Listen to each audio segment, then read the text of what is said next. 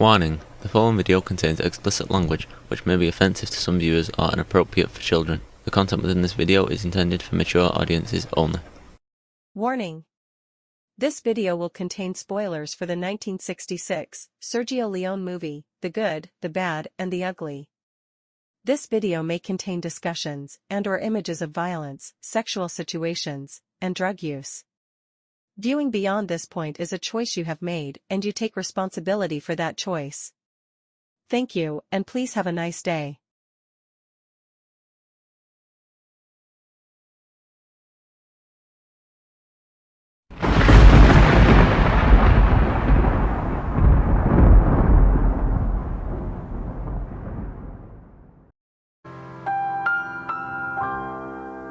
Hello and welcome to this video. I hope everyone is doing well. I hope everyone's having fun. And I hope the universe is treating you well.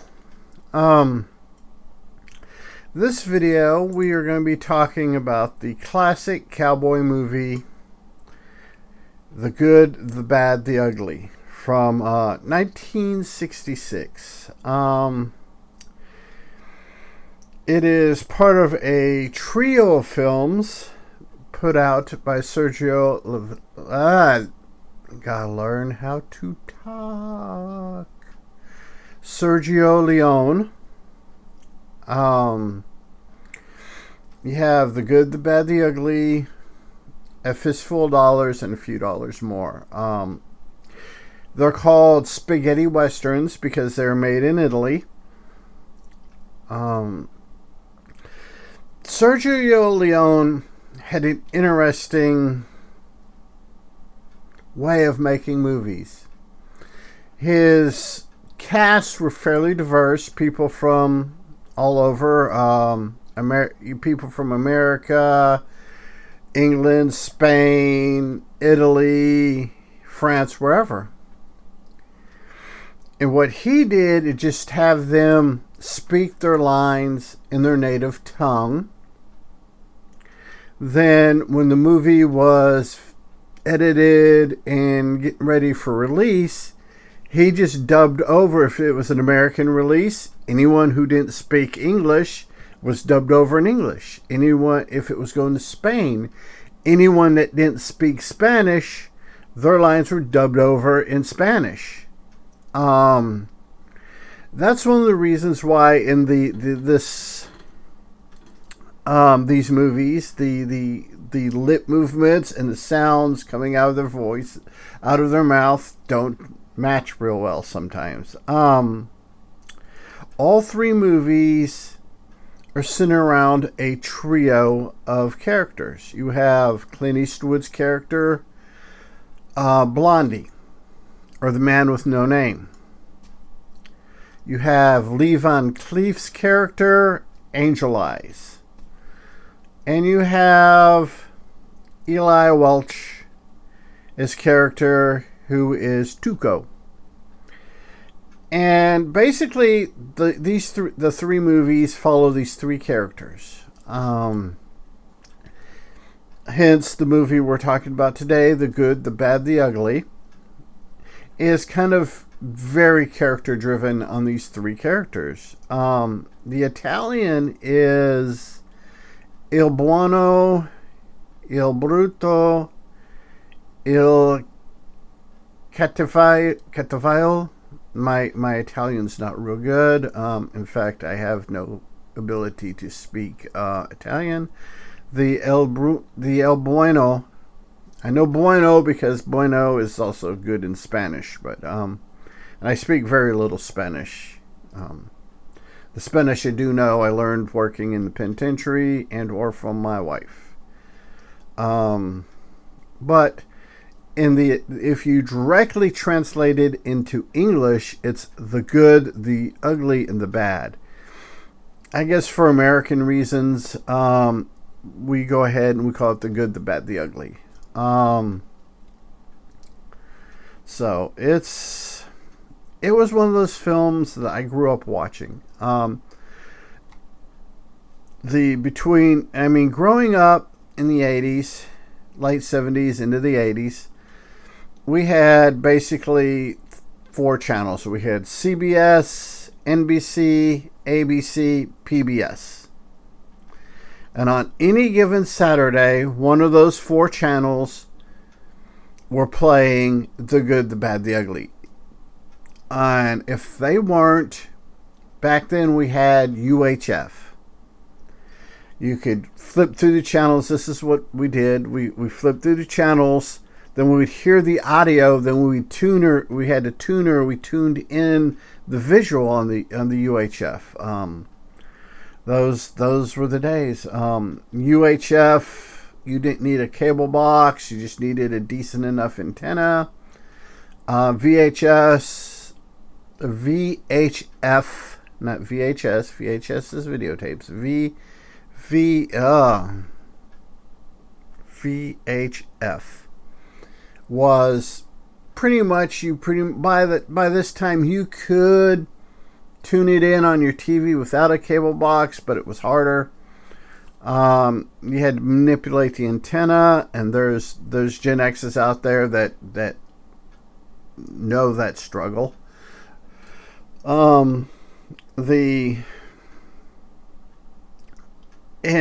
you could always find, this was a movie that my father didn't mind me watching because he liked cowboy movies, and my mom didn't mind me watching it because my mom liked music. And this has a hell of a great score to it. I just wish the copyright algorithm would let me share it with you. So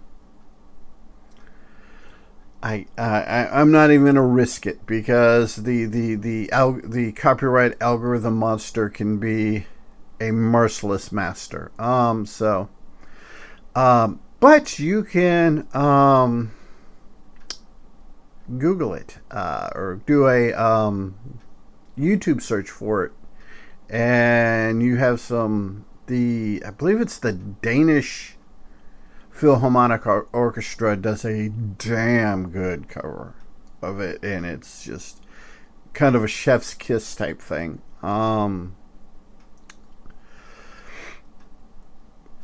This movie, like I said, we follow these three characters. They're out looking for gold.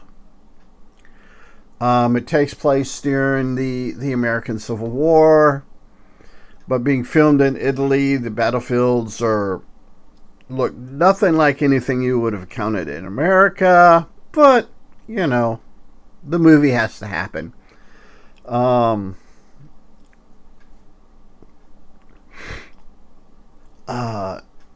You have some beautiful scenery, some beautiful shots in this movie. It's the Italian landscape where they filmed. Like I said, it's beautiful. I don't think you could find anywhere in America that I wouldn't say that there's nothing in America that's that beautiful, because there are there's places around in Walker County that are just beautiful to go out and hike through and what have you. It's just it's this unique beauty, I should say. It's just this beautiful, like a foreign woman or foreign man, depending on your particular orientation or preference for sexual partners. Somebody that there are people around you that you see every day that are beautiful and good looking, but there's this erotic, foreign allure to it. And it's kind of weird, now that I think about it, describing the Italian landscape in a very, very sexual manner. But it's you get these very unique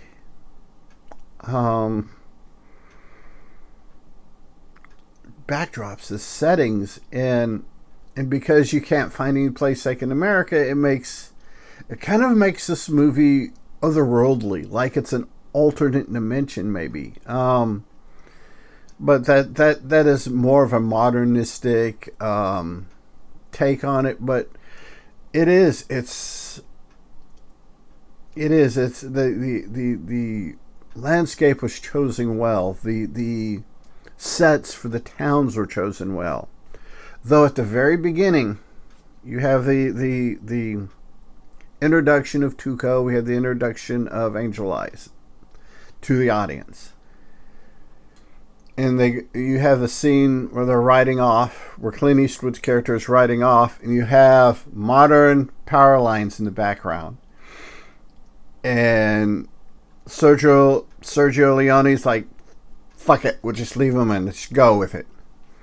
And there are a couple scenes. And that's not the only movie we plagued with that problem. The movie Patton with George C. Scott, there's a scene where Patton's on a roll, he's kicking ass and what have you, and he's talking to one of his underlings, and there's a comm trail from a jet flying over in the scene above him. But it's these little things like this that make these movies like this great, especially these older movies, because they didn't have the technology to go back and remove this stuff digitally. They had to crop it and make it look weird, possibly, or they had to go back and reshoot it, which cost a lot of more money. So a lot of times they were just like, screw it. If they notice, they notice. If they don't, they don't. Let's go. I have read that Sergio Leone was the king of one takes.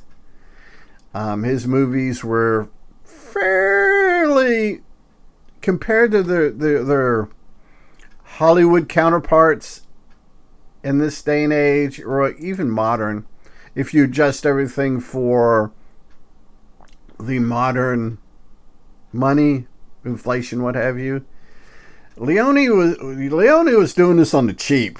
In fact, the budget for The Good, the Bad, the Ugly was $1.2 million, which in 1966 money it's not anything you'd want to sneeze at, but at the same time, it's not, 2001 Space Odyssey money. But the movie returned $38.9 million. So you're looking $37 million plus profit. Yeah,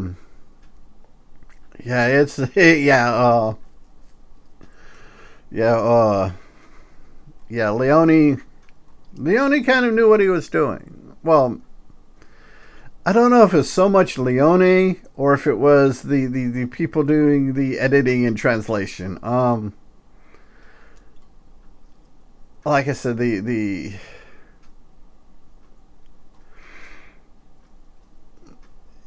was kind of, I don't know. It's just one of those things. It's kind of crazy. Something that's interesting. The original runtime for all the releases except the American release was 177 minutes. When it hit America in '66, it was re-edited down to 161 minutes. We have since, in the modern times, in fact, the last time I watched it on the streaming service, it was the full 177 minutes. I think it's labeled the director's cut, but it's not. It's the European cut. The countries it was originally released in was America, or English. You had an English translation, the Italian, and the Spanish. Those were the three languages it was originally done in. Now I think it's globally. I think everybody has their own translation of The Good, the Bad, the Ugly. So yeah. Now, near the end, we're getting near the end of the movie. You have a battle, and it's supposed to be the Battle of Glorieta Pass, which happened in New York, or not New York, New Mexico. In 1862, it was a real battle.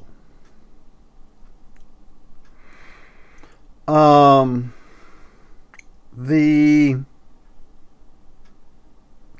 Italian, like I said earlier, the Italian landscape, nothing like America. This is a beautifully shot sequence. You have a little bit of the philosophy of why people become soldiers, the benefits, and you get real philosophical between Clint Eastwood's character, the commander of the Union troops, and Clint Eastwood's character of figuring out that if we blow up the bridge, you guys don't have to sit here and fight over this bridge. The Confederates are on one side of the bridge, the Union is on the other side of the bridge, and they're fighting for control of the bridge. Like I said, Clint Eastwood comes up with the idea of, we blow the bridge up, you guys can go and they can go, and we can go find our gold. So they do. They blow up the bridge, and you have some very heartfelt moments leading into this scene. As they're getting ready to get assimilated by the Union troops.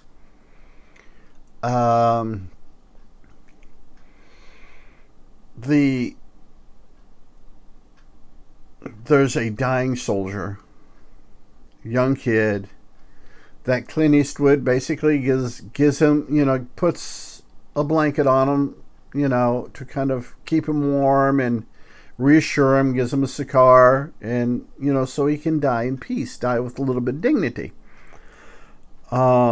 Which is kind of, and the way it's portrayed, the way it's filmed, it's a very, very moving scene. Very, very moving.